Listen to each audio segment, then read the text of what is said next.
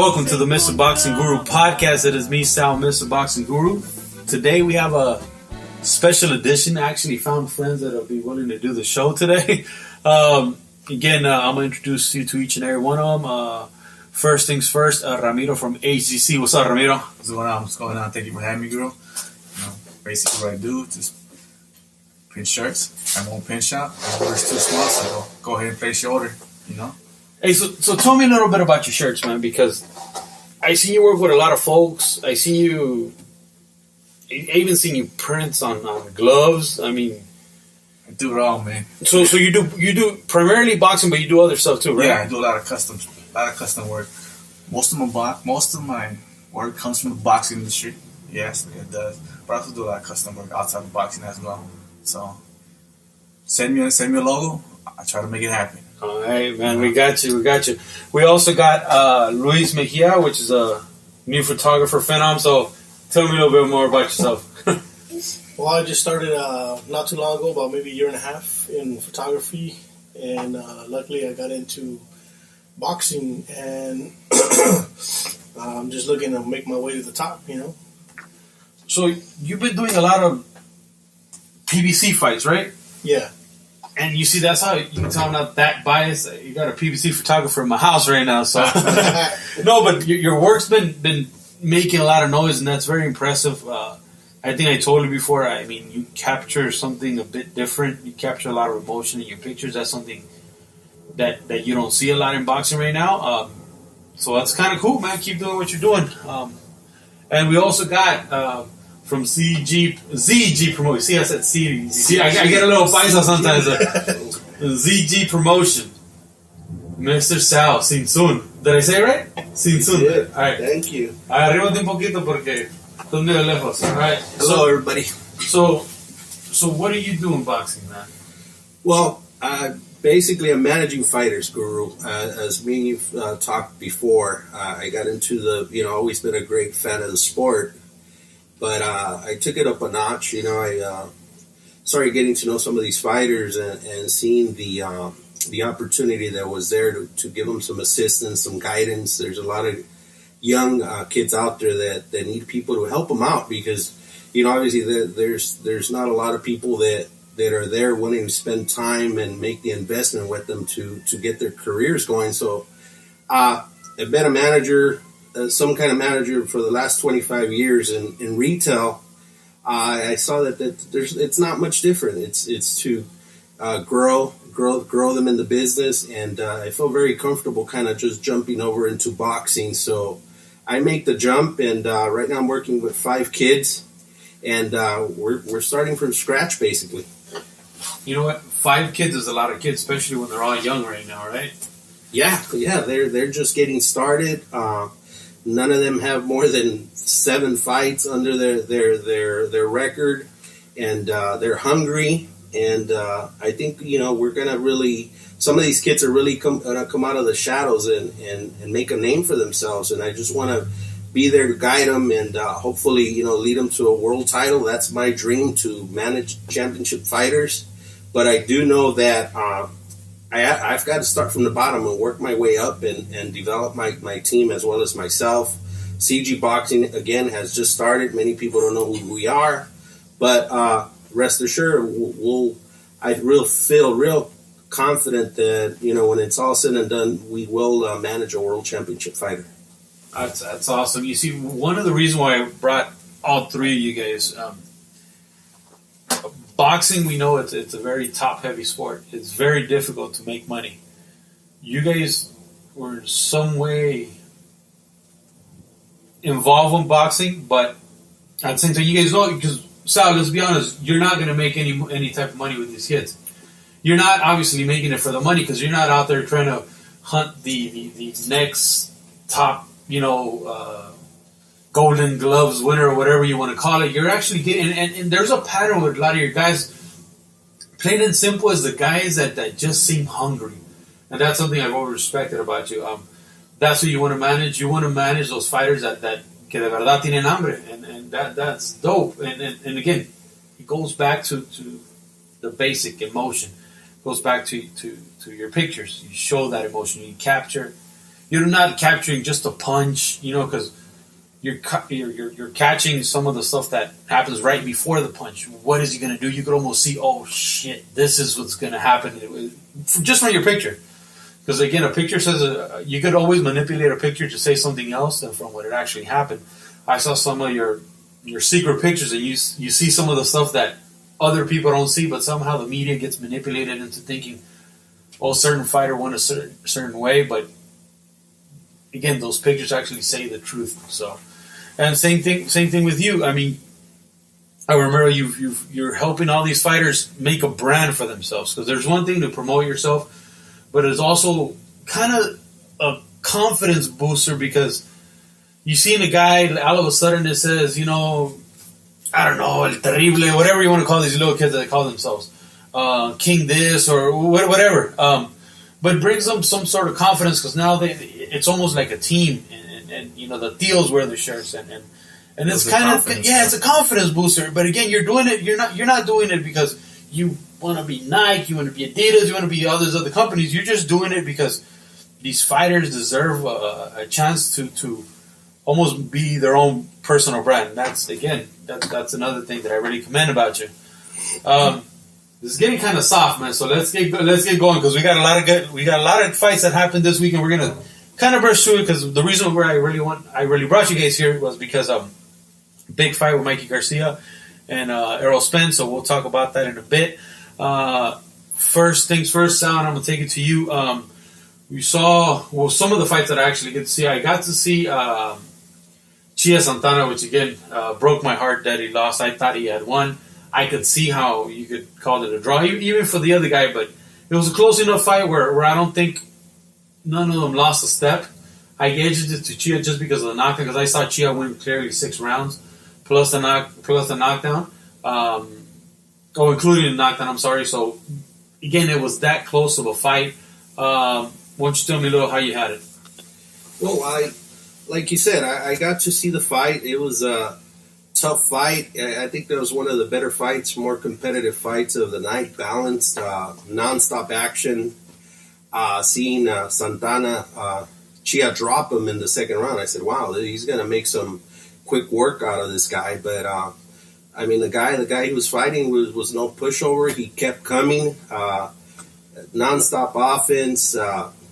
It was we sometimes have a bias for what fighter we're cheering for, and it's kind of hard to be objective with the scorecards, and just like everybody else, it's kind of hard to call it, because sometimes we want somebody to win, but I think at the end of the day, the other guy might have edged it out, unfortunately, but it was a close enough fight that if it would have gone for Santana, it would have been okay. It would have been a great situation, great scenario. Unfortunately, he lost the fight, but he like I told you yesterday, he seems like a great, humble human being. Hard to see him take a loss, but at the end of the day, I think he didn't lose from it. It's kind of the way you lose sometimes. To me, it's how you lose. Sometimes by losing, you lose as far as the record goes, but your performance sometimes it helps you, benefits you in a future fight, and I think there's a lot more of CHIA Santana to come. I think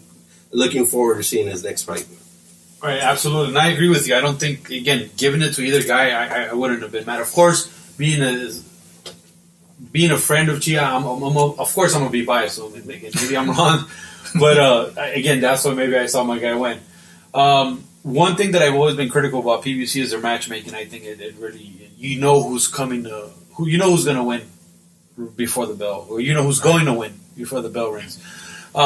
This, and I have to give credit where it's due. I think it was a fight where on paper you think what was the guy's name that he fought? Abel, yeah, Ramos, right?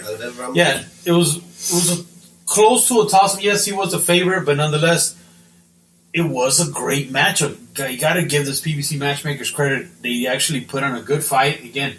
And again, you really didn't know who was going to win. It was a tight fight. I want to take your input on it, Louis. CHIA fight? Yeah, the CHIA fight. That one you didn't see. No. Look at this guy. I didn't see. He didn't see the fight. The Porter one. Oh, you watched the Porter fight. Yeah. So again, from I guess I got to take it back to, just saying, it was a good fight, good matchmaking at its best. But let's talk about that Porter fight that you saw. Tell me what you saw in the fight. Well, in that fight, I mean, I thought from the get-go, I mean, a lot of people were, some of the voting Instagram pages, or it's not voting Instagram pages, but the pages on Instagram that had a vote, on their stories on who was going to take it. I actually thought Ugas was going to take it from the get-go. He he had already made weight. Porter had trouble making the weight. And then, just a picture alone of Porter looking, drained. I don't know if you saw that picture. Mm-hmm. But Ugas came to fight. He brought it to him.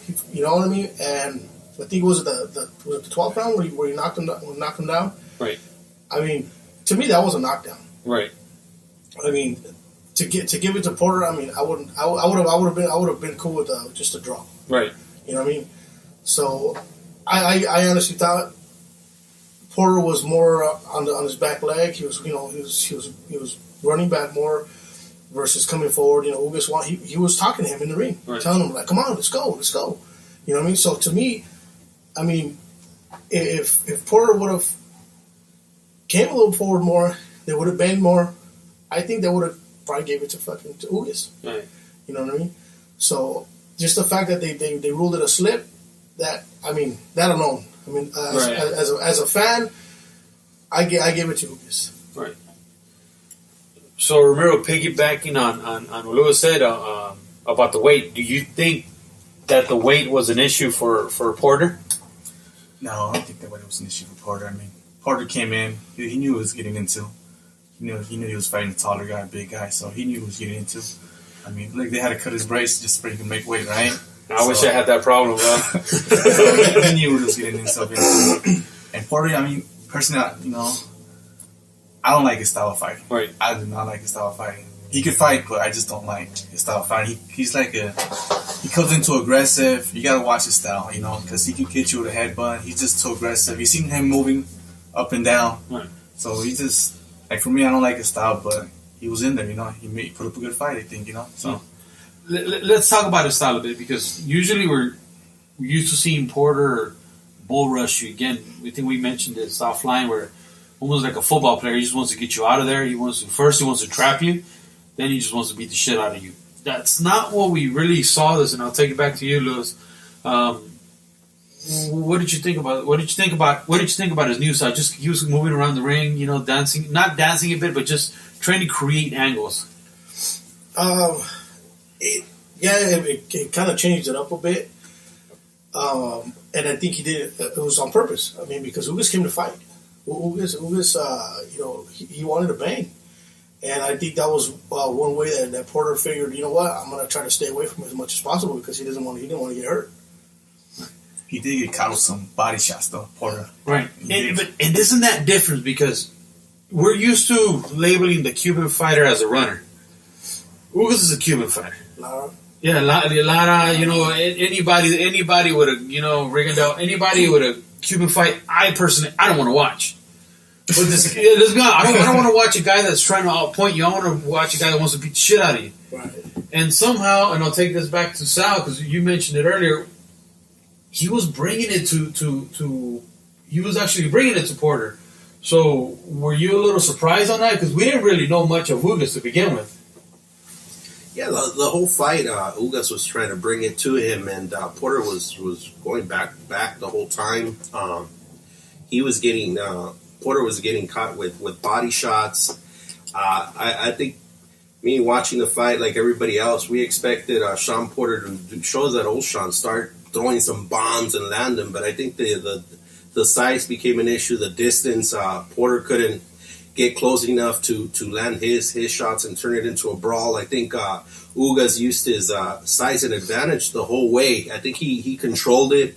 He was very comfortable in there. I don't think he felt Sean could hurt him at any point. At times he was making different gestures with his hands and putting his hands down. I know he did get caught one of the times doing that, but even the crowd, he won over the crowd. They kept saying Ugas, and he was feeding into that. And I honestly think Porter thought he lost that fight when the bell went off. I think Porter thought he lost that fight, and I think he looked surprised that even they put the camera on him and he looked like he was conceding defeat, and it actually looked like that. Like Ugas had won, and just on body language and just the way the fight went.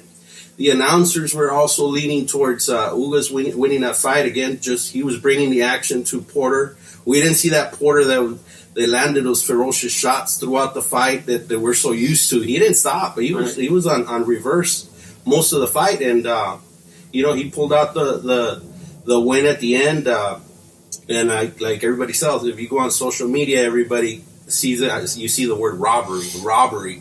But again, sometimes some of us are believers that you gotta really knock out the champ to take the championship belt. It didn't happen. It looked like he did get dropped. They called it a slip, but we're talking about finishing the champion. It didn't happen, and then Sean survived in there, and I think he got lucky. He pulled out that win to keep his belt. Right. And I'll ask this to each and every one of you guys: what is next for a guy like for Porter? I mean, he's in a division where it's absolutely stacked. Did he regress? Does he deserve a shot at Keith Thurman?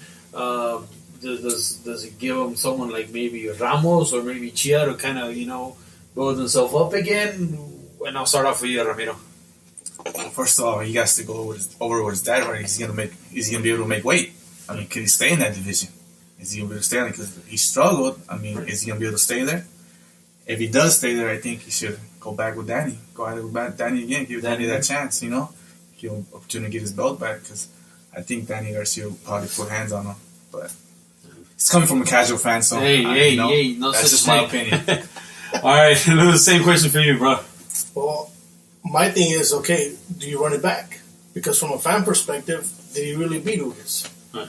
So my thing is now, like, does he really go somewhere? Because Thurman didn't look that good against Josecito either. It's true. So, very true. You got to think about that. Like, do we really want to see these fights? Do we want to see the Josecito versus Thurman again, and Ugas versus Porter?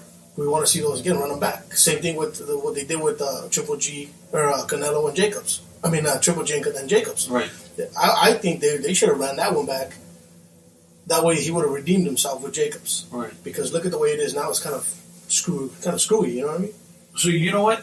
Do you think it'll be a much exciting fight, Porter versus Thurman now, because they both showed a bit more vulnerability? They look again. They were set. Well, at least Thurman was in a fun fight. He moved a lot, he used his legs a lot, but again, he showed that with enough pressure, you can't get caught. Sean, again, it wasn't him, because I don't know if it was, like I said, the weight cut, and he just didn't want to engage, because, once these guys cut weight, and you really can't get to that body as easily as, or if you get to that body, you're going to hurt him. Classic example was this fight at, was a Puerto Rican kid that fought in, I just went blank. The kid in Fantasy Springs, Garcia versus Machado. Yeah, they said that's what it seemed, and honestly, it looked like it, because a guy like Garcia should not beat a guy like Machado. I think it was a weight issue, and I think that might have been it. And Sal, we kind of take it back to you. What do you think? What's next for Porter? I actually like. I think I would rather see him give Ugas another opportunity. I think it was that close, and I really think Ugas deserves another opportunity. I think this time he needs to be better prepared and not make the weight issue a factor, because at the end of the day, that was a factor. It was, just his mindset where it was at, not making weight. I think I would rather see that fight again than a Thurman fight. I think that one we've already seen it once, and like you guys said, both fighters didn't look that great against the opposition in their last fight. So me personally, I want Ugas to get another opportunity at Porter, and I think this time it'll be if Porter's prepared weight wise and he comes ready, I think we might see that old Porter, that explosiveness, and obviously Ugas already is going to feel comfortable that, hey, I could take this guy. So I think the second one will actually make a better fight than this one, in my opinion. So you think it'll be a better fight? So you think Ugas is? You want to see that fight because Ugas deserves it, or because it's as a fan you want to see it? I think he deserves it, and as a fan, I think that's a fight that a lot of us want to see. We actually probably wanted to see it go a couple more rounds and see if the durability was there. Old school, 15 rounds, and see if maybe he would have outlasted Porter. I think he squeaked by, like they gave him the decision. But I think if they run it again, it's going to be, in this time, not like other rematches, I think it'll be a better fight if they do it again. You know, you brought up Danny Garcia. I think it was you, remember, that brought up Danny Garcia, and I think Danny Garcia was salivating over what he saw. He's like, I think he wants that fight. And if I'm PBC, and because I don't think Porter's as close to the PBC and friends as a guy like Danny, I think Danny will get that run. As with a good conscience, I would rather give it to Ugas because again, he deserves it. He put on a hell of a performance, but I think they might go that route. But nonetheless, there's a lot of opportunities at welterweight for these guys. I mean, it's stacked. I mean, that's one thing with PBC. I mean, PBC owns the welterweight division, just like DAZN owns middleweight division now with the news of Golovkin, which. Let's talk a little bit about that off topic. What do you guys think? Did you guys feel that that's where he deserved? Because I was honestly scared. I thought he was going PBC. I'll take it to you, Romero. You know what? The zone is signing all kinds of people. There's money there. You know, there's money in the zone. So they're just if you're a top elite fighter and you can bring in some revenue in with some fan rates, they're gonna sign you. Yeah. And then I know we're gonna talk about Mikey a little bit later on, but I think that's what.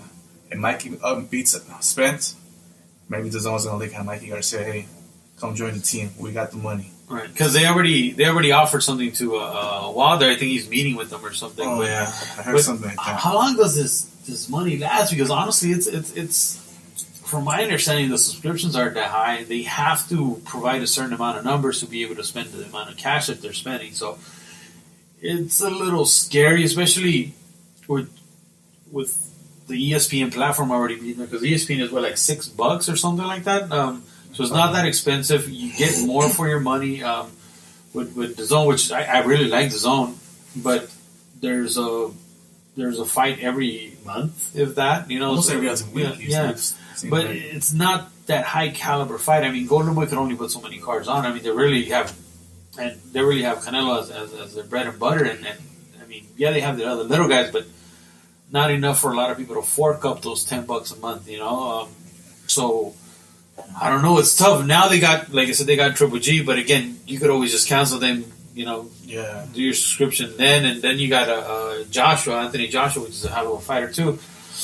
I don't know, man. I get a little scared because all this is new, so it's obviously we're not as informed as we would want to be. It's just scary for an app to be putting out so much money. And is it really going to deliver? Now I'll ask you, Mr. Mejia. Well, the thing is that it's not just an app. Right. See, from what I'm understanding is DAZN is owned by the major networks.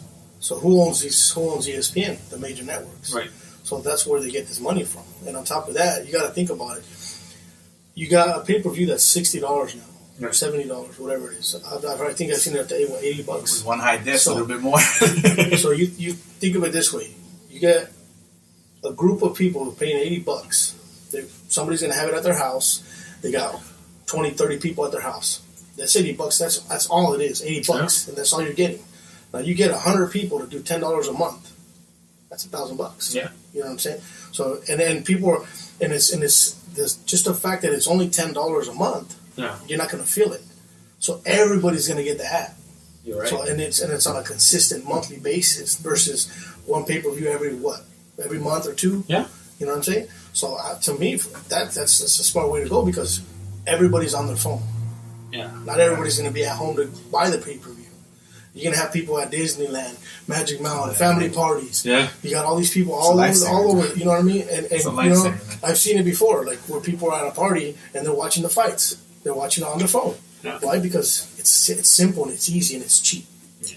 So see, I completely agree with you, but then again, we're degenerate boxing fans, so we're going to do it. I don't know about your average Joe that's going to do that. Again, I love the format. I don't want to pay for a pay-per-view, and I think it's great, but I don't know if it's necessarily hitting the masses. Like, I'll give you an example. ESPN has the ability, now they change the format where they promote like prelim fights on ESPN, and the big fights are on the app. So they're promoting, they're kind of hooking you. Here it is. But you want to see the real shit, you got to download the app. So but again, that's ESPN is a huge network. I don't know how I like it. I don't know how what's the longevity on that. But Sal, back to the original point. What do you think about GG signing to the zone? Well, I think it's a great move because he's seen all the other big names jump on their ship. Yeah, I think the strategy that the zone has is to get all the big names. And I think, like you said earlier, we're hardcore fans, casual fans. Some of us are still used to the $80 pay-per-view.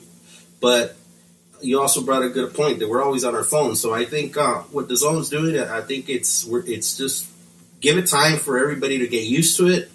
I think they're going to continue signing all these top names and give it some time before we start seeing some huge matchups between, the elites of the sport. So I think right now they're going to keep bringing the big names in the sport, and then a year from now you're going to be getting some bigger, better fights. At times you're going to have those is it Ricky Fielding type of fights, and you're going to have those because obviously you're not going to have your elite fighter have monster fights every other big event. But I think with time, I don't think money will be an issue because I think there's money behind there. Otherwise, they would hold back. But I think we just have to get used to the new way of watching boxing, saying goodbye to the HBOs of the world, and now popping our phone and having ESPN Plus, the Zone, every other format. So I think it was smart. He's following the money. And I don't blame him for that. I think good things to come in the future with that type of format. Not only following the money, but following the fights. Look, he feels like he was treated unfairly in Vegas versus Canelo. The fights, of course, could have gone either way. When a fight of that magnitude goes either way, it kind of hurts the other fighter because you see on social media where people are calling Triple G a bum. But he could have arguably beaten Canelo. And Canelo's this all of a sudden the cinnamon god, out there. Again, Canelo deserves all the accolades in the world. But that does not take anything, in my opinion, for Triple G. I think Triple G still beats most fighters at not only 154, 160, but 168 if he decides to move up. So that in itself means a lot. That's why I hate when they say, "Oh, he's a bum." No, he squeaked that. Maybe a loss versus Canelo, bro. I think it might be just, I guess, said wrong. Yeah, he's not. I don't think he's a bum. The thing is that you get Canelo versus Vanes, you got a fucking packed house. Yeah. Triple G versus Vanes, it's empty. So I think that's what they talk about because Triple G is not. He didn't lose at all. Yeah. If he wouldn't have made no money. If he didn't have Canelo, he wouldn't have been making the money he's making. I agree. So I agree. I think that's what they're talking about as being a bum. Yeah, but you got to understand the whole GGG persona. This is a guy. Canelo comes with an embedded flag. As a Mexican fighter, we've been supporting him since he was in his teens. A guy like you found out, or at least me, I found out about the country named Kazakhstan because. Maybe Borat, but really because of Golovkin, that's when I found out. Okay, there's this fighter from this country that somehow fights like a Mexican, and to a certain extent, because I think that's a bit overplayed as well. Mexican style, that really annoyed me from him, but just. Fights, and that's something that you don't see in a lot of, especially new age little swag fighters that I call, with their chins up in the air. Shout out to Ryan Garcia, but again, it's just not something that you really see. Yeah, all right over there. They're like no comment. No, but you guys get what I mean. So that's why I think the not only the American public, but the Mexican community kind of fell in love with Triple G. And I think part of it was the fact that he didn't say much, just like little cute catchy phrase like yes, Mexican style. That's it. But you know what? I honestly think that has nothing to do with Triple G. I think that's more of Abel Sanchez. You think so? I don't think Abel Sanchez likes Mexicans. Well, I mean, the thing is like, come on, how that's like me saying, you know, Kazakhstan style, being Mexican. Yeah. How is that going to look at my people? Yeah, that's true. You know what I mean? Like, how do you come from Kazakhstan and say you're Mexican style? Yeah, that's true. You know what I mean? So for me, I think that's more of a money. Money grabbing, because of the same reason we were just saying. You know, the Mexicans are there. The Mexicans are. And the reason why PBC keeps putting fights here because they know the Mexicans are going to go because it's there. Yeah.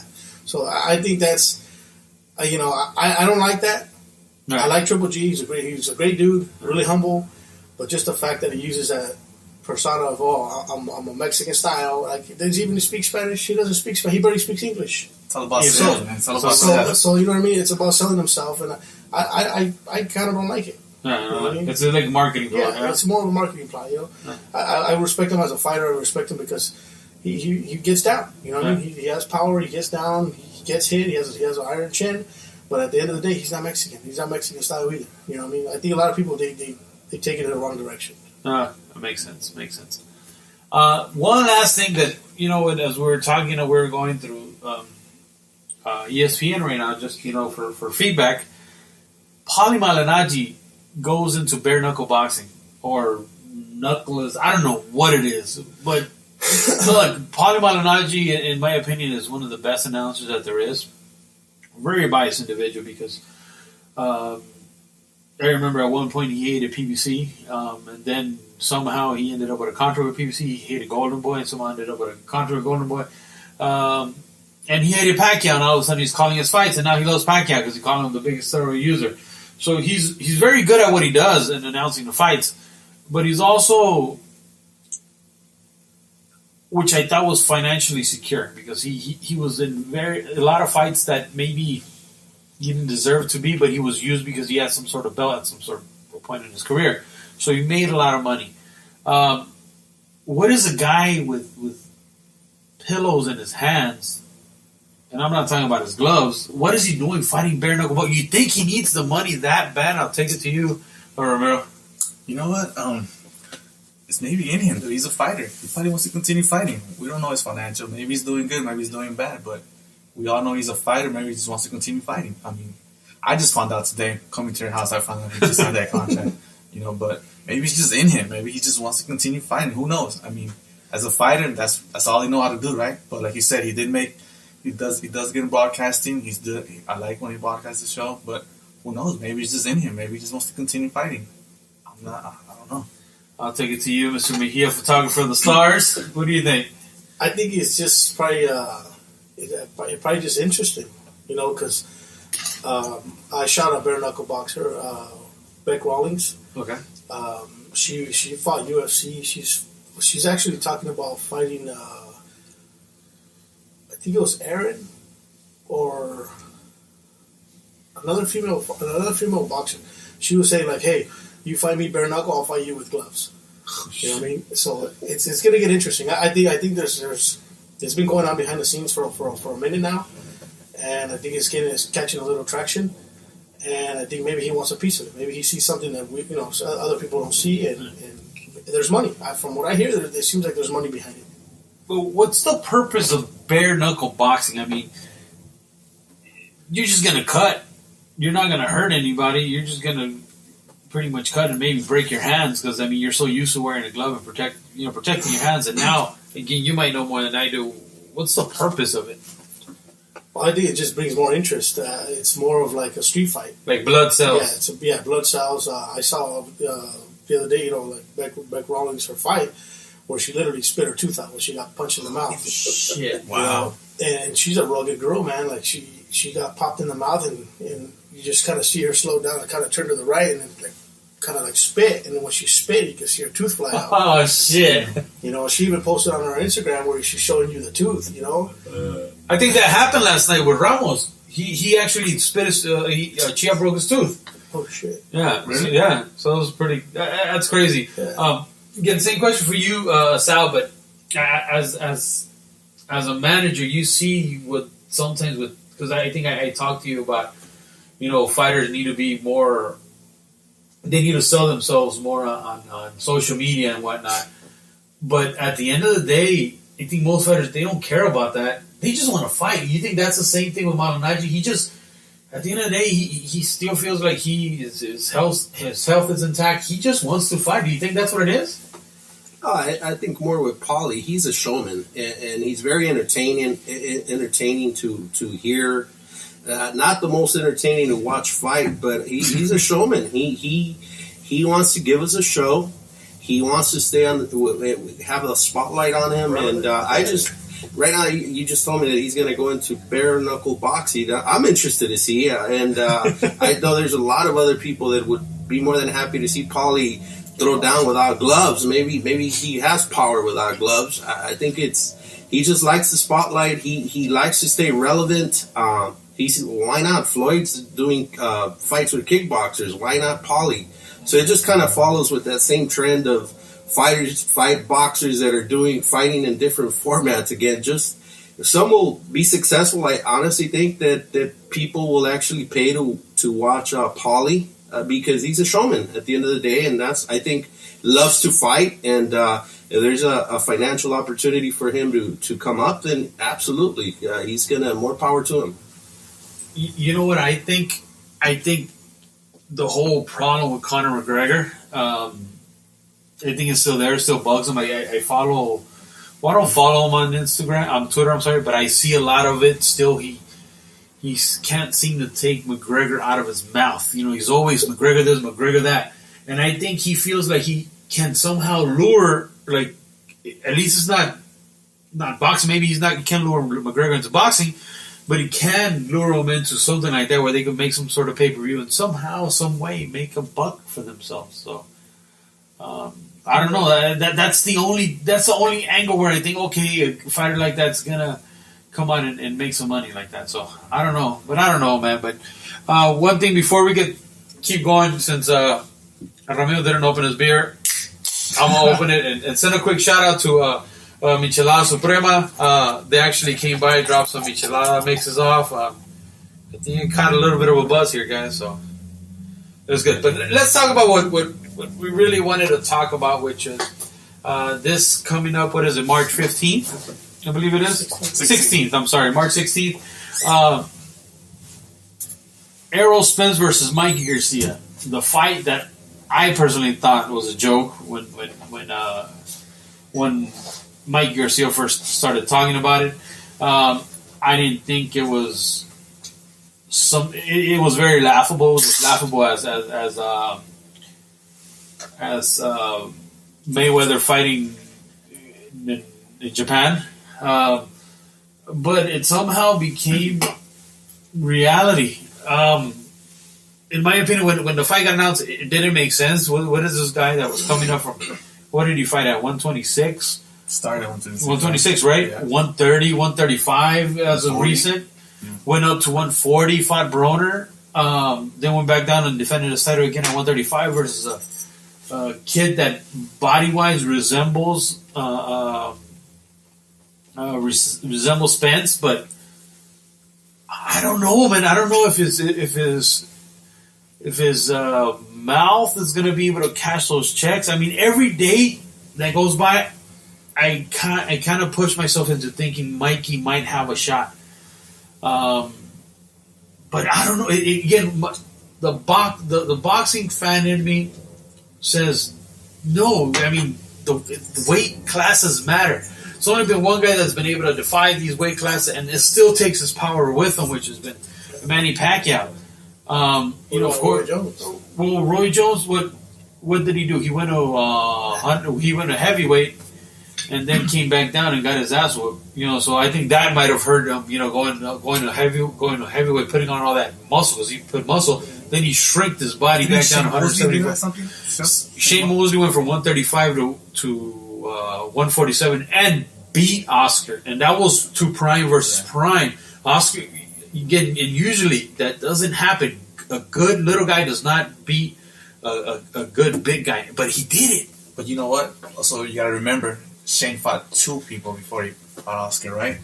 Didn't At 147? I'm going for 35. I don't remember, but you might be right. I think he took like 2 fights before. Okay, so he actually tasted the waters. He tasted that division, said, all right, I think I could take on. And then that's when... I mean, I'm just a casual fan. I'm not sure. No. Stop with the casual fan. You see it all the time. No, my thing is that, and that's where it goes by, and I'll take it to you, Lewis.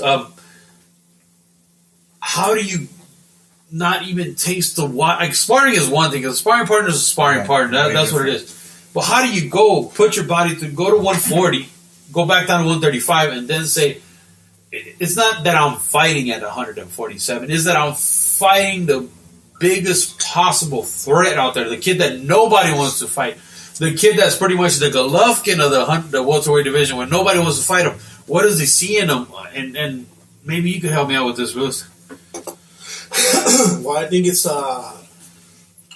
it's just Mikey. Mikey feels really confident.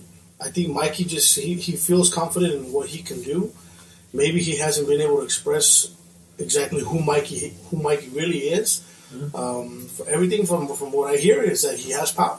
He has power, and I think you always have a puncher's chance. And not only that, but styles make fights. For all we know, Mikey may kill him. Mikey may knock him out. Who knows? So, I never really count the underdog out, especially because, Spence, he has everything to lose. Mikey has everything to gain. So, sometimes hunger will outdo, just you're already at the top and you got somebody coming up trying to take it from you. Usually, sometimes, from what I've seen is the guy who's coming up and who's hungry, when he's hungry, and he's going to eat. You know what I mean? And I, speaking to Mikey, I've interviewed Mikey once, and he just has something about him, man. He makes you believe him, right? Yeah, he just, because I interviewed him when he fought Broner, you know, and I told him, I go, what do you think is going to be the key to your victory? He's like, you know what? He's like, it's my timing, bro. He's like, my timing is just with that alone, I'm gonna be able to beat him. And he was confident, man.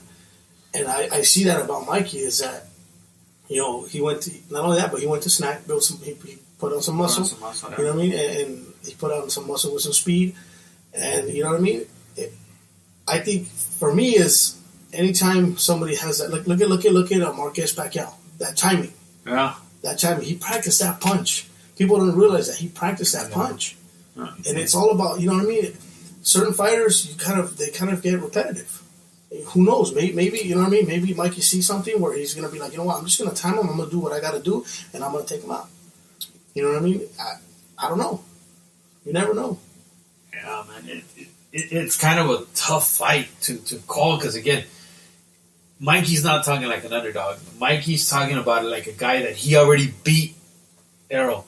And Errol's looking at him like, what the fuck is this guy talking about? Like, I think Errol himself is trying to understand, what the fuck is this little crazy Mexican talking about? I will whoop the shit out of him. But, I don't know. I'll take it back to you, Sal. What do you think is it that Mikey sees in a guy like a monster, in my opinion, like Spence, that he thinks he could, and I hate this word, but expose? Well, I think it's mind-boggling that he's so confident to beat a guy like Spence. He's the best at that weight right now, and I think but you gotta see Mikey's point of view. Mikey's a champion, top-notch fighter, very confident in his skill level. His trainer, I'm sure they're watching the tapes on Spence, but at the end of the day, you know what? There's a lot more for Spence to lose if he gets beat by a little guy. If Mikey goes out there and makes it a competitive fight, and even if he doesn't come out with the win, then it was still competitive, and he'll still have credibility, still go down to a fight in his weight class. I'm like you, I do believe in weight classes, and it's just unreal for this guy just to go up and up, up and up and up and keep winning. But it just talks to you about his pedigree as a fighter, and it wouldn't shock me if he pulls the upset, because obviously he's got that pedigree, and there's fighters that are unique like that. He could be one of them, but at the end of the day, it's a lot more for I think Mikey's is in a win-win situation regardless of the outcome, Guru. I think that for Spence, he's the one that's his title. He owns that division. So this little guy comes up and beats him. Wow, it'll be a shocker. But again, look who Mikey Garcia is. His pedigree, what he's gone, the fights he's given us. I think he's prepared, and I don't think he's gonna go in there and get embarrassed. I think it's a hell of a fight. I was like you at first, like that's a mismatch just as far as the weight classes goes. Right. But the promotion has been there, and now it's like we're kind of anticipating next week. Can't wait to watch this fight. It might be for me probably the most anticipated fight that I want to see this year so far. So can't wait. Who would have thought that I would have been excited over a PBC fight and willing to pay for a pay-per-view? But I'm excited, man. I'm genuinely excited. So now let's talk about what can happen. What scenarios you guys have? I'll start off first with this one. And maybe I sound like a broken record, but Robert's been notorious for stopping fights early. I don't think that Spence knows what he's getting into, or what is it that Mikey sees in him to be so damn confident. So he's going to be almost on the... he's going to be thinking too much, and he's going to be able to pull in those early rounds. At least that's Mikey will. I'm sorry. So I think he'll end up finding Mikey a little later. But I think somehow, some way, Robert is going to stop the fight early when Mikey has those rounds in the bank. And it's okay, it stops here. Vámonos a la pinche casa. We already won these 7 rounds, these past 7 rounds, and you got a little cut in your eye, and let's go. And somehow turns into a hideous event. That's my scenario. Ramiro, at the end of the day, what do you think is going to happen in this fight? You know what? I think it's going to go... I'm excited for the fight. I'm not rooting for Mikey or for Spence. I'm just excited to see the fight. I think it's going to go 12 rounds. They're going to feel each other. The first 2 rounds, they're going to feel each other. After that, it's probably going to be Mikey, getting his points, working them. And then Spence is going to feel the power. And be like, oh crap, what am I getting myself into? Because I think Spence is overlooking Mikey. He feels confident, like, who's this guy? But once he feels the power of Mikey, he's like, oh shit, what did I get myself into? But then again, Spence, dude, he's the man of that division. That's his division. He's the bully. Because I feel like Spence could fight at 160. So I agree. He's going to have to let Mikey feel it in the Big beginning. boy. Yeah, he's going to have to, hey, like, welcome to my division. Boom. Here you go, welcome. But if he doesn't do that, he might touch the canvas. But now I don't know who's going to win. I just want to watch the fight. Right. It's gonna be a good one. That tells you have a good card in front of us. Yeah, man. So Louis, I'm taking it back to you. What do you think is going to happen? Well, there's several things that can happen. I mean, we may see something like Linares Loma, where Linares dropped him, Right. And then Loma came back and took him out. I mean, we may see something like but that. But Linares being who? Huh? Linares being who in this scenario? Mikey. Okay. Just because Spence is a bigger dude. Right. There's going to be nothing. Both teams are going to have to be prepared for. I mean, because if we know that Robert is infamous for pulling out, or the cut this, or cut, they're both going to have their plans. They're both going to have plan A, B, and C. But I think they both need to set the pace. Whoever sets the pace first, right? Whoever shows their power first, or kind of sets the tone of the fight. You know what I mean? Like if Mikey goes in there and shows him, boom, he hits him with a nice, good body shot or something good, right? To kind of let him know, like, hey, I'm here. Say it, motherfucker. Whoever sets the pace, you know what I mean? I think that's going to be the biggest factor, because when you got a big guy, it's like they say, when you have a bully, the bully's only a bully until the little guy lets himself. Right. You know what I mean? So if Mikey goes in there and he shows the bully, like, hey, you know what, you ain't pushing me around like that. You know what I mean? And he's able to push him back and use, different technique, timing, and all these stuff. Because at the end of the day, it's boxing. Right. So how do you remove a power puncher's power? You either smother him, angles, or head movement. There's many ways of taking a fighter's power away. So if you remove the power from Spence, what else do you have? Right. And if even if Mikey's not going to be a powerful enough puncher to knock him out, I think if he's able to eliminate Spence's power, then we're going to have a pretty good fight. So another thing that I was actually thinking about what you were speaking of is, when was the last time Spence fought? I think it's been about a year. About a year. That fight, he fought about not even the full 3 minutes, because he won the first round. Before that, I think his biggest fight has been versus the guy from the UK, Kell Brook. And again, that could have, and I don't want to make any excuses for his win, but that could have been a damaged Kell Brook, because remember, Kell Brook had fought Triple G and his orbital bone was gone already. Yeah. And then I think something similar happened versus Spence. A fight that, in my opinion, it was very close, Spence versus Brook. It was a close fight, so I really don't see a lot of... We built him up as a boogeyman because nobody wants to fight him, sort of like with Golovkin. But what is a good name under Spence's resume? I can't seem to find one other than, again, Brook. But in my opinion, it could have been a damaged Brook. So is that what Mikey's looking at? I don't know. You see, that's the thing that bothers me and intrigues me at the same time. I don't know what Mikey is looking, and I would want to find out. Sal, that goes back to you. What do you think it is in Spence? I mean, this is crazy. I think what you're saying, I think the Mikey camp, they did their research, their homework, and you have a champion, the boogeyman that's been created, but something like that, all that stuff is set up for it to be that way. So I think it's going to be a great fight. I think it goes the whole way, and I think we're going to have more than one of these fights. I think this is whoever wins a rematch kind of fight. It's the names will sell the fight. I think they'll be successful. But I think, again, Mikey didn't just take this fight per se for the money. It's a fight that they actually think they could win. And the valid point that you said, who has this guy beat and how?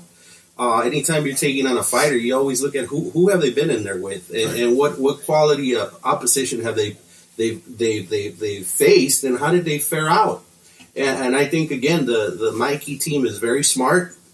I think they did their homework on this, but I don't see either guy. I think this goes 12. It's going to be a highly contested bout, and then I think that they're gonna run it back, and it might be so. I think this is like one of those Canelo Triple G type of sort of deals that we're going to have different arguments based on what kind of fight you like. But again, look the weights. It's the biggest disadvantage, but look at Mikey. Mikey's been active. Mikey brings it. He's his pedigree again. Go back to it. He knows, and he's put on, like you guys mentioned, he's put on some weight, some muscle. One of the interviews, he said he put on the muscle, but he didn't want to be stiff at the same time. So I think they're doing it the right way. I think that the fight, it's going to be some fireworks. You'll see obviously the size difference, but I think it's going to be a hell of a fight. I see it going 12 rounds in a real tight fight. That might go, to me, if I was betting, I'd go Spence, obviously, with Spence. If I was betting, but obviously I don't bet in boxing, so I'm just looking forward to a great fight and, have an opinion after it. Okay. I'm going to ask you the same thing, Mr. Mejia. Let's piggyback on what Sal said. Who actually wins? If you were a betting man, who wins? Well, if I was a betting man, I would go with the draw. Okay. Why? Because by doing the draw, you have a second fight. On the second fight, you have Mikey take his bout. The third fight, you have Spence getting it back. Right. From a business perspective, because that's where the money would be. Right. Money-wise, I would go with Mikey because most likely he's going to be the underdog, and that's going to be the biggest payout. Right. So from a fan perspective, I mean, I'm going for Mikey. Just the fact of watching Mikey, and the other thing is the fact that Mikey was out for 2 years. just like Spence is out for a year. So I think Mikey kind of knows what he's up against because he's thinking, if I was out for 2 years, I came back like this, you know, I got a better chance knowing that he was out for a year and only fought one round with Brook. Brook, to me, yeah, he was a broken fighter. You know, he's kind of like Amir Khan. Amir Khan, once they got that jaw, that was it. The majority of his fights were they were all knockouts. Right. So to me, you know, if had it been me, had I been Errol Spence, I would have at least tried to take him 3 to 5 rounds, get some ring experience back, you know, get fresh again, and because now he's taking on Mikey, and Mikey, he's doing his thing. Right. You know what I mean? So I'm going Mikey on this one. Going Mikey? Yeah.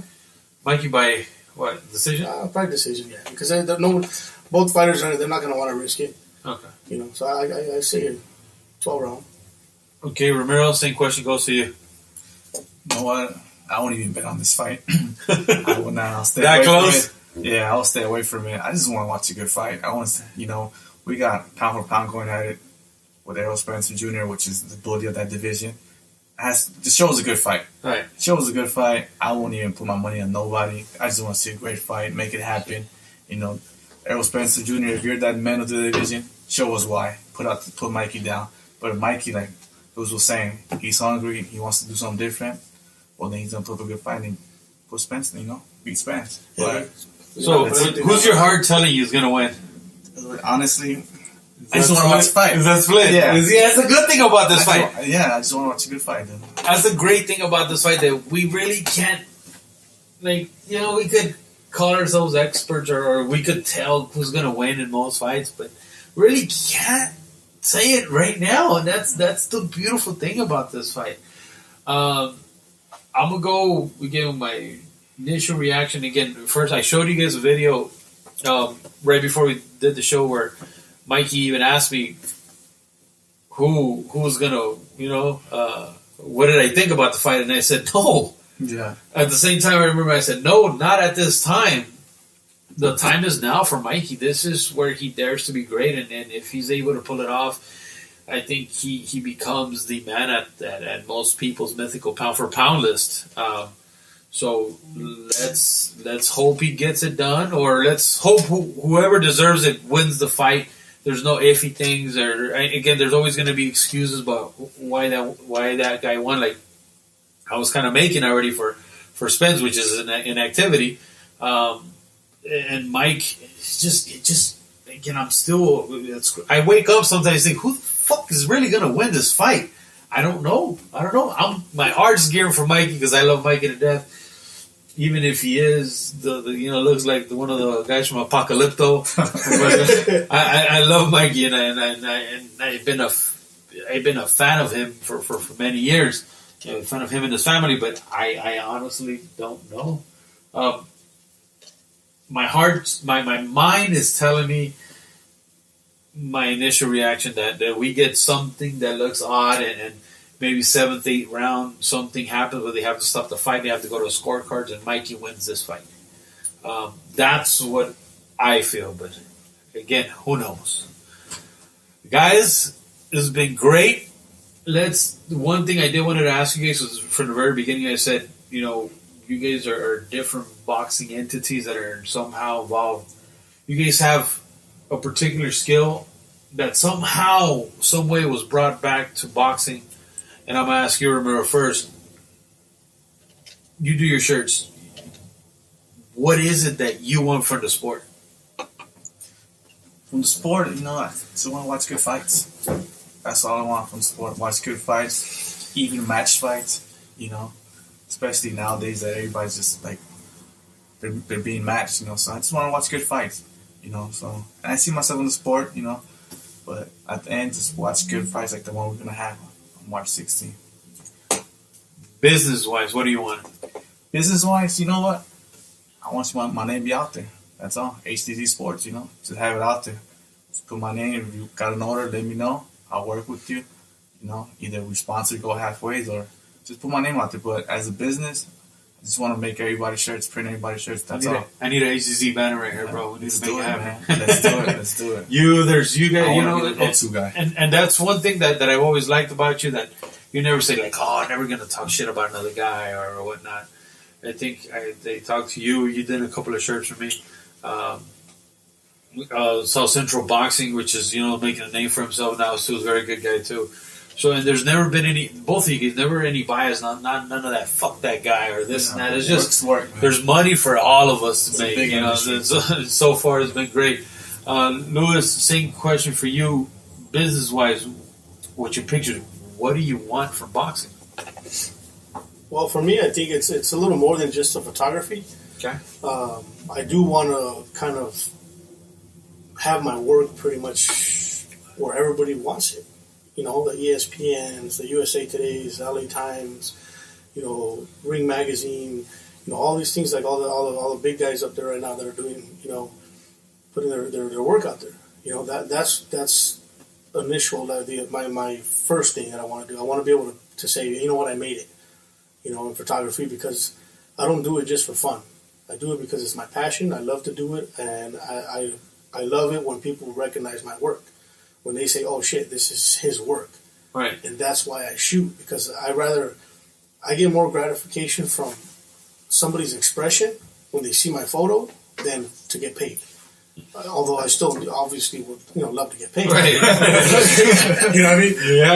Yeah. We all have to eat, right? But at the same time, I'm also doing some stuff behind the scenes right now where I'm trying to change the sport of boxing. Okay. Right now I'm working on, it's called the Combat Sports Collective. And what is that? What is it? Because they follow me on Instagram. Right. I don't know if I follow back or not. Well, that was me. Oh, there you go. Haven't followed. Now I know I should follow. So what is it again? What's the Instagram account? It's at Combat Sports Collective. Okay, so what do you guys do? What it is we it's a group of us that we try to offer our help to boxers or fighters, anybody who is in a combat sports or just sports in general, to help them with their photography, with their strength and conditioning, with clothing. If I could put my shirt on somebody, my clothing, sweaters, just kind of like South Central Boxing. Right. I work with them too. We're all like a big family. You know what I mean? And what I want to do is I want to be able to help people like Christina. Christina. We brought her on board. $1 Million Baby, right? Yeah, $1 Million Beast. Yeah. I'm sorry. Yeah. And she wanted to fight. You know what I mean? She didn't have certain resources, and I said, you know what? Well, I have those resources. I have a team that has those resources that we can get you going. And being the person that I am, and my team is, we're all like a family, man. We all help each other out, and you see, we got her first fight already, and we started from scratch, But it's been opening doors for us. We've been working with a lot of different people, championship fighters, Benavides, Leo Santa Cruz, Cepeda, Right Hook Roxy, just a lot of people. Special kid. Yeah, right. Special kid, yeah. And we do it because we love it, you know what I mean? And we want to be able to build like a turnkey company, right, to where we can, like a one-stop shop. A one-stop shop. Yeah. Okay. And we're doing it. Little by little, we're doing it, and we're just hoping to change the name of boxing, because everybody's here. We're all here. We all need to eat, man. You know what I mean? And if we can create that avenue for fighters and for other people, then why not? That's awesome. Yeah, because that's the thing, and I think sometimes what we forget is the sport is very top heavy. There's guys that are making money. There's the Canelos, there's the Golovkins, there's the Mikeys.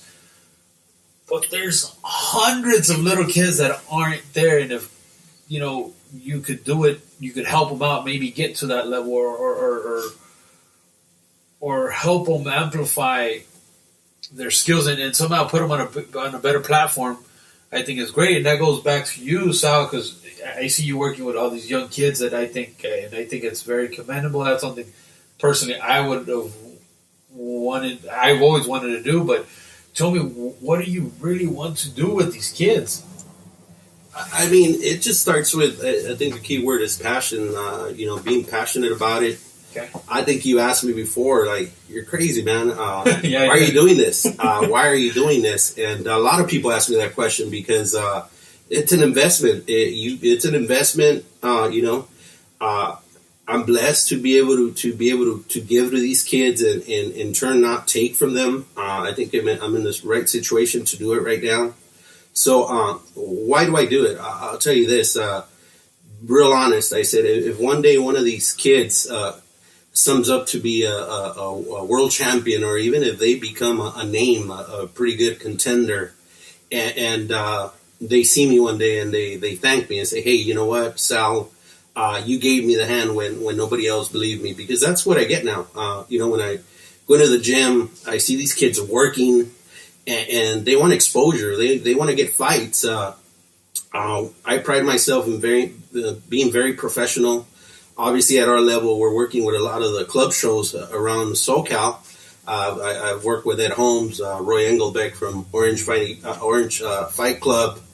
I hooked up with Roy Jones with a show out there. We've had one of our kids fight with the Money Team in Vegas. So my thing is to stay active.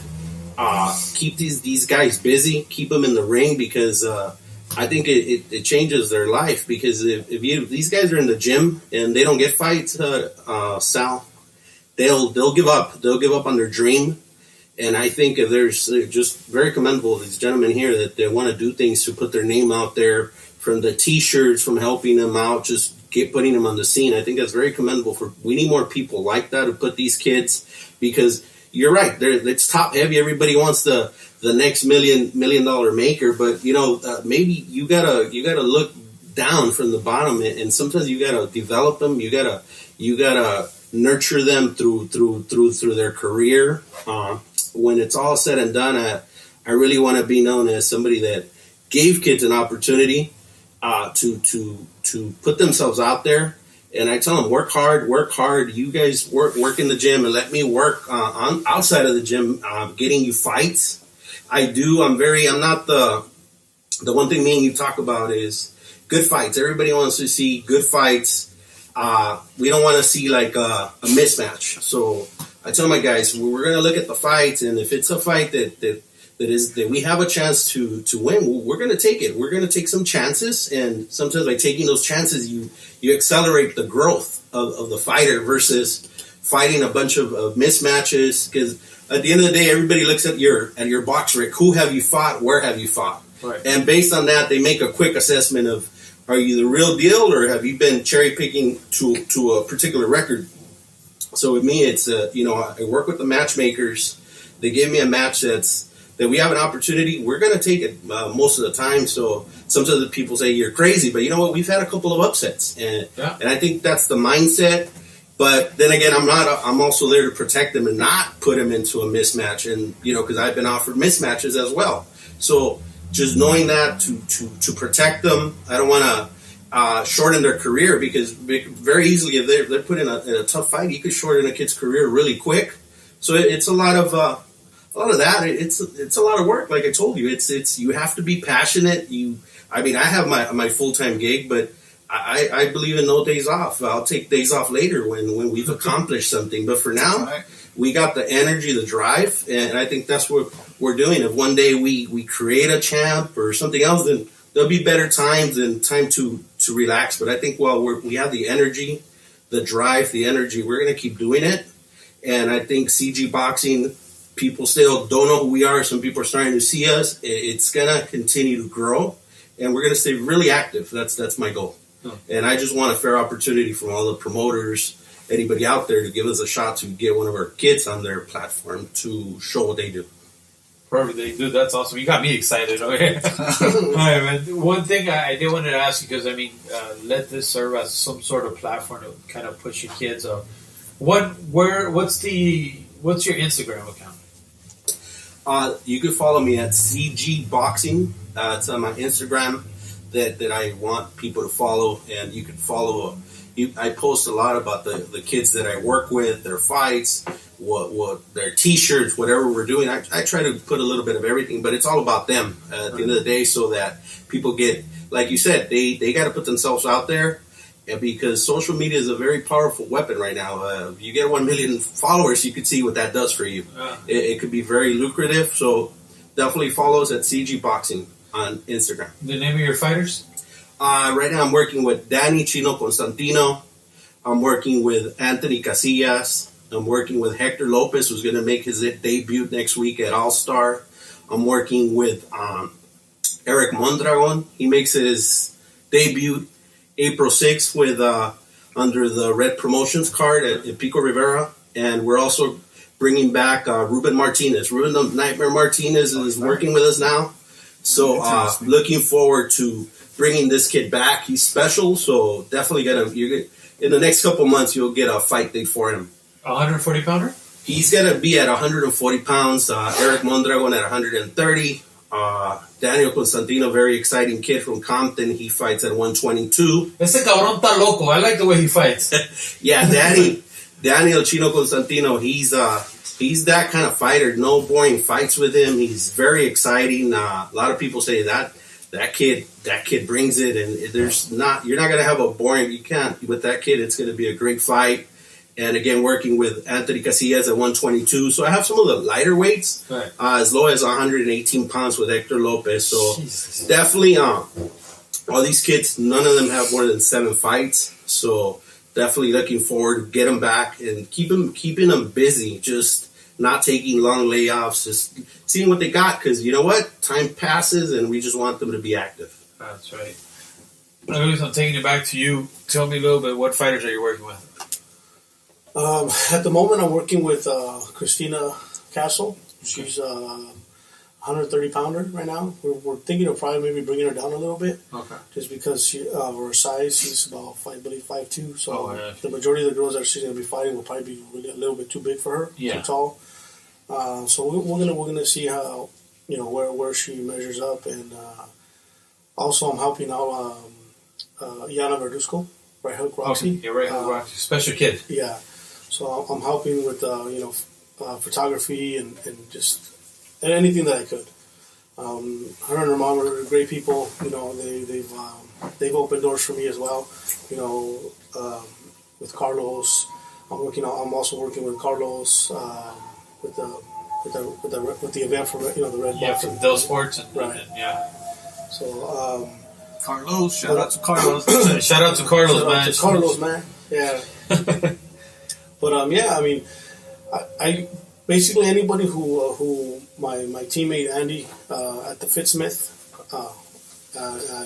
Instagram, right. You can check him out there. He does all the strength and conditioning. He's similar to Jerry Arias. Right. The training styles are similar, very similar, and he's a badass, bro. I mean. He's training Andy Reese right now. He was training David Benavides, Rayo. He trains Leo Santa Cruz regularly. For every camp that he's done for the past, I think, 6-7 years, he's been doing Leo Santa Cruz. Also with Ivan Redcatch. The list goes on. Cepeda, Munguia. All the guys we need to get on Adidas Boxing, huh? Right, yeah. Panchito, my bad, Panchito. Oh, yeah, Panchito. I love Panchito, man. He's a good kid. He's a good kid, man, and... His dad's real nice, so he came over to the house last night to pick up the gloves, and I like the whole family thing. I'm a sucker for that, dude. If you got roots, I'm good. Right. So, where can we follow you on Instagram? You can follow me at Al Mejia Photography on Instagram, and also at Combat Sports Collective on Instagram as well. I need to follow that account. Right. But yeah, I'm just trying to make it to the top, man. Just trying to help out everybody on my way up, because everybody's been, with open arms helping me get to where I've been. Huh. I want to send a shout out to Idris Erba, okay, he's been my mentor. Chris Farina also. Danny Z. Big Danny. Danny Z. Yeah, he's helped me out a lot as well. Big motherfucker. Tall one. Great podcast too. It's called The Last Round, right? Last Round. You guys got to follow that. Last Round is actually him and the fucking guy that sounds like Mary Poppins. Yeah, fucking. Who the fuck finds a Brit and fucking down the 60 freeway or some shit? There's a good guy. He talks a lot about the UK fights. Danny's a good kid too. I mean, I followed him for a while now, so big shout out to them. Ramiro, the question goes back to you. Who are you working with in boxing right now, and where can we follow you on Instagram? You can follow me on my new page, ATZ Boxing. Go follow that page. I'm also working with ABEL Reese, La Cobra. You can follow her, La Cobra _ Reese. I'm co-managing her with my mentor, Sergio. He's the one that's her coach, also her manager. He's the one that has the final decision, so I'm helping them out. You know, she's 7-0, 4 knockouts, so it's a beast. Make sure you guys follow her. You know, like I said, we just want to keep knocking doors to get that opportunity that she deserves. You know, so go ahead and follow her. And if you guys didn't know, actually, one thing that I remember about La Cobra, she came out in Jose Luis. She was the girl beating the shit out of all those fucking cholas. 200-pound cholas. Pa, pa, pa, putas por donde quiera. Dude, I'll send you guys a video later. It was pretty badass. She has hands, man. And also she has a good story behind her as well, man. She's a single mom, right? Single mom, 2 jobs. 2 jobs, working hard. And still has time to do road work. Y yo acá tragando pinche micheladas y la chingo. Dude. So, That's an American dream right there, guys. That's what it's all about. And she fights at 115 through 118. So if anybody wants that smoke, anybody can get it. God damn. Guys, thank you guys so much. This is my first podcast with other people. I'm usually talking about myself. You know, shows you why we've been here for a while. Guys, don't forget, quick housekeeping tool. Make sure you guys use the comments on that you guys post on iTunes when you guys leave your feedback are fucking hilarious. Make sure again we're on Spotify, iTunes, YouTube, wherever else podcasts are heard of. Gentlemen, thank you so much. That's been the MrBoxingguru podcast. Thank you and goodbye.